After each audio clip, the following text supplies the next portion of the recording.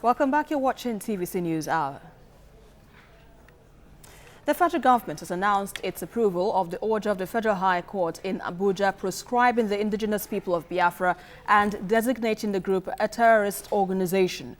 The announcement is part of requirements imposed on the federal government by the court to finalize the proscription of the group.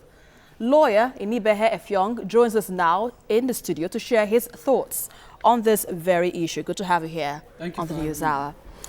So yes, IPOB has been gazetted and has been proscribed, but does it really end the agitations in the Southeast? Because some would say this isn't the first time we're having this kind of thing. We had MASOB, then IPOB. So does it really end agitations in the Southeast? Well, the starting point is to even say that it is good that the federal government had to listen to the voice of reason by approaching the court to ventilate its desire to have IPOB proscribed and designated as a terrorist organization. And it is also good that they have gone further to gazette SEM.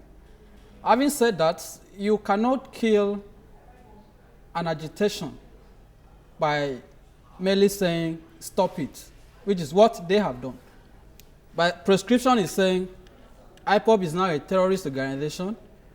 Membership of IPOB is now a criminal offense. However, the truth of the matter is that we have to agree that the crisis in the Southeast cannot be resolved through the courts because it is an agitation that predates the current administration. All right. It is an agitation that has been ongoing for a very long time. And as long as people have that perception of marginalization, wrongly or rightly, you cannot foreclose that agitation by simply going to the courts. Okay, now, so where does this leave IPOB, who are trying to challenge the whole process, saying that the order was made without jurisdiction? Because IPOB has filed a motion in court challenging the propriety of the order of the Federal High Court, I will be very careful in my comments. But suffice it to say that by virtue of Section 2 of the Terrorism Prevention Act of 2011, as amended in 2013, once a judge of the Federal High Court, as we have seen in this case, has granted an application by the Attorney General of the Federation declaring a group a terrorist organization, any person who is seen to be a member of that group is liable to imprisonment for 20 years. And I hope members of IPOB are aware of this. However, we have made the point that that order is subject to judicial review. There are questions the court will have to decide. Lawyers have even questioned whether IPOB itself, not being a juristic person, not being registered under any law, can be sued in its name. People have always said, can you proscribe them without hearing them? Fair hearing. Is it possible to say, you have curtailed my right to freedom of association without listening to me, without entertaining my arguments, to know whether I am actually a terrorist organization or not? People have also asked, what really makes them a terrorist organization? Is it just the words of Nnamdi Kanu? Is it what he says? Can we really say that IPOB has a policy of violence?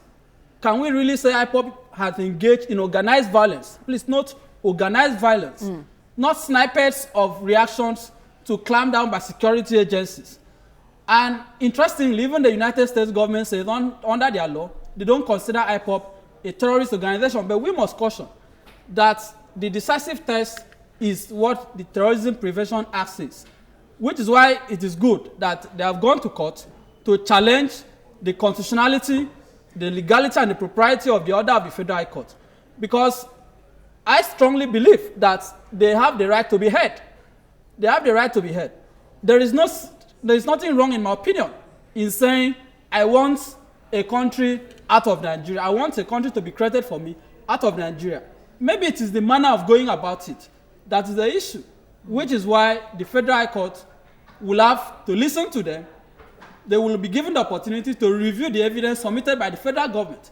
Because the fact that the federal government has said IPOB should be proscribed, IPOB should be declared a terrorist organization, does not on its own suffices that that application should be granted. They must have adduced evidence before the court. They must have given reasons for making that application, which IPOB will have the opportunity of responding to. All right, let's look at the issue of marginalization, which was the reason for the creation of this group, IPOB, and also MASOB, some years back. Now, how much longer do you think this government can suppress this issue of marginalization, seeing that it has taken the cue of taking these groups to court, labeling them as terrorist organization, and, all that it has done in order to, create peace in the country? How much longer can the government suppress these marginalization issues? The agitation, the clamor about marginalization is not peculiar to the Southeast. We have to make that point clearly. It is not peculiar to the Igbos. Every disadvantaged Nigerian is marginalized, whether in the north, whether in the west, whether in the south-south. Marginalization is not peculiar to any geopolitical zone. It appears when people make reference to marginalization, it is political marginalization that they are talking about, matters pertaining to appointment, but it has to be noted that the structure of this country is not working. That is why it is funny when people say, why are they agitating? As long as we have a system where every election year, every 4 years, someone emerges a president and that person is seen to represent a section of the country. Like, for example, it is believed this is the turn of the north. We are expecting the turn of the south after 2019.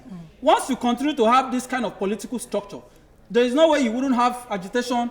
There is no way you wouldn't have people complain about marginalization. So what's the way forward out of this?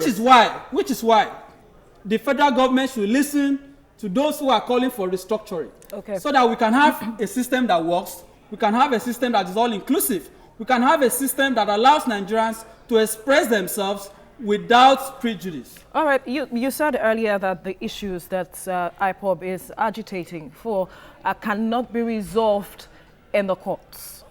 No, it cannot. It cannot. And so how can it be resolved? It cannot.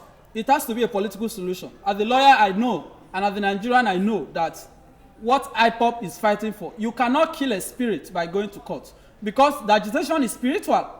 Nnamdi Kanu has been able to inspire people. He has when been you able say to spiritual, how do you mean? No, it is. It is because when people strongly, it's an emotional expression, that's the point I'm making. It's an emotional expression. And you can't kill emotion through litigation. You can only kill emotion through dialogue. If people are saying we are grieved, what stops the government from talking to them? There was a time in this country that people were clamoring that the federal government should have a dialogue with Boko Haram.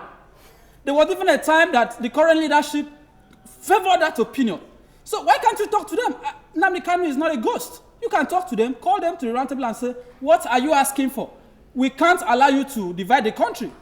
Most of us are opposed to the activities of IPOB, but you have to listen to them. Why not call them and talk to them? Why not call them and engage them? That is the only way that you can solve this kind of crisis.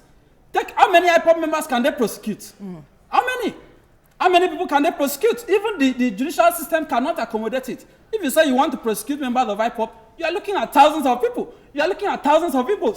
How many of them can you take to court? Obviously, not everyone. You can't. So why not engage the leadership of the organization and talk sense into them? I believe they will listen. And you think the government is ready to do that? It doesn't appear the government is willing, but eventually they will have to, because except we are just postponing the evil day, eventually you will have to talk to not only IPOB, but every sector of this country that believes that they have some grievances which should be addressed. All right. All right, Inibehe Effiong, lawyer, many thanks for your time on TVC News Hour.